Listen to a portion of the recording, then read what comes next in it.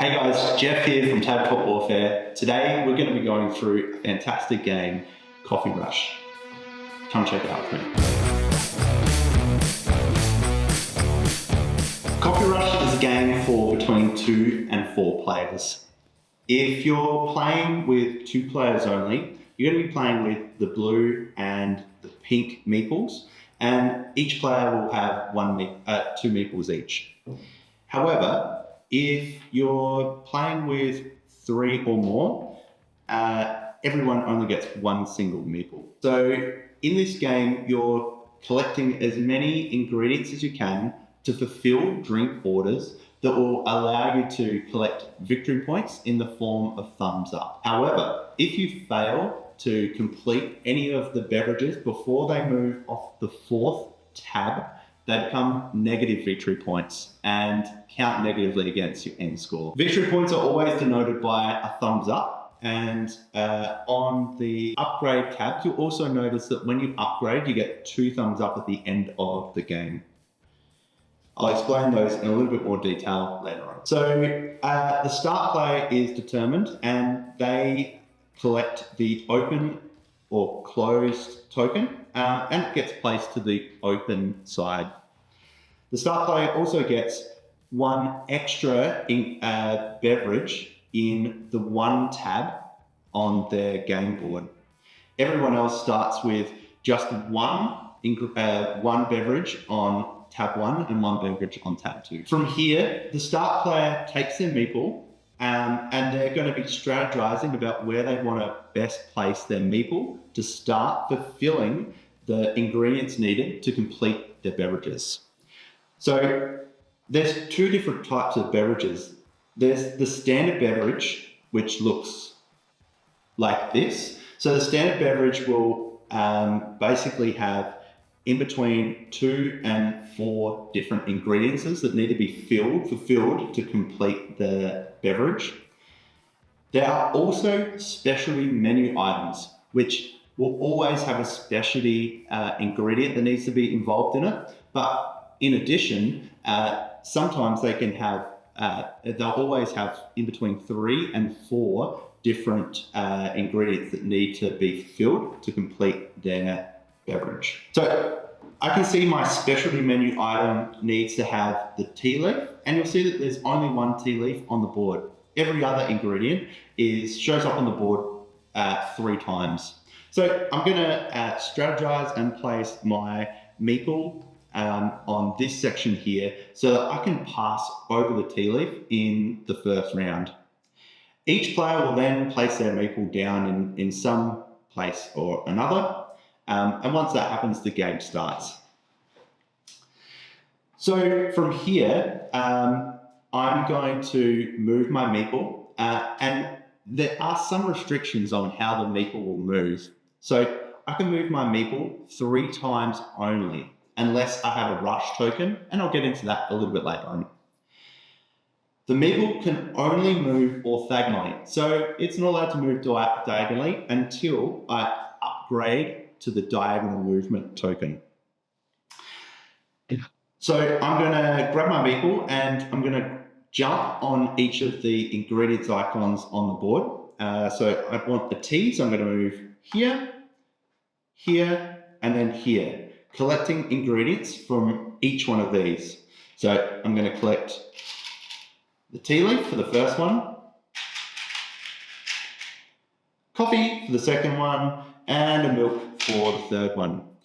From here, I need to place them somewhere in each of my cups. They don't all have to go in the same cup. You can spread them around in the best way possible. So I'm going to put this one here, and I'm going to put this one here, and this one here. It's the end of my turn now. I can't do anything else. So all of my ingredients, all of my beverages now move down a tab towards the dangerous tab 4. A big part of this game is ensuring that you're as efficient as possible to finish your beverages, because if they ever fall off the 4th tab and you haven't completed them, they go into the negative victory point section just here, and they count against you at the end of the game. So from here, the player to my left is going to have a turn, and so on till it's back into my control. And I'm going to move again to collect ingredients again. Now I can see that I need just one more ingredient to complete this coffee at the bottom, and I'm going to aim to do that. So I'm going to move over this meeple, and that's totally fine, onto here and then here. So I'm going to be collecting one cream, one cube, and one milk, and I'm going to place them in whatever way is best for me. So the cream's going to go here, which is going to complete that coffee. This one, the ice cube's going to go here, which is going to help with that. And then lastly, the milk is going to go into that one there. Now I've actually completed a beverage, and so this beverage here goes into my positive victory point section. These ingredients go back into the ingredients pile, and the two players to my left have to collect a new ingredient, a new beverage, and place it in their first tab, which adds to the excitement of the game, because all of a sudden they're going to have a lot more beverages that they have to try and complete, and if they don't complete them, they'll count towards negative victory points. Now, as the game goes on, I'm going to be collecting more and more coffees that I'll have completed, and when they end up in my victory point area, several things will happen. If it's a specialty beverage that ends up in my victory point area, I'll get a rush token. Now, rush tokens are really valuable. I can use rush tokens during my turn to add on one movement that my meeple can make. So effectively, I'll be able to collect an additional ingredient that I can use to complete my beverages.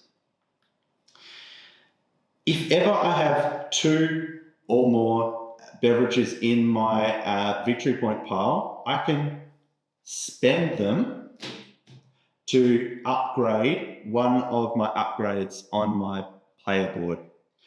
So the first upgrade is this one just here, which is a ×2, and ×2 for whatever meeple is on that section. So what that basically means is that if I jump over a meeple, I will get double the ingredients that meeple happens to be on. The second upgrade is this one just here, the diagonal movement upgrade. The diagonal movement upgrade will allow me to move diagonally and be much more efficient with my movement to collect ingredients that I need. The third one is this one just here. And the third one means that whenever I am on an ingredient on the corners of the game board, I collect double the ingredients of whatever I'm on, basically. So, for example, here I collect double milk. And then lastly, we have this upgrade. This upgrade is all about collecting double the specialty ingredients that have the ribbon strip on them here.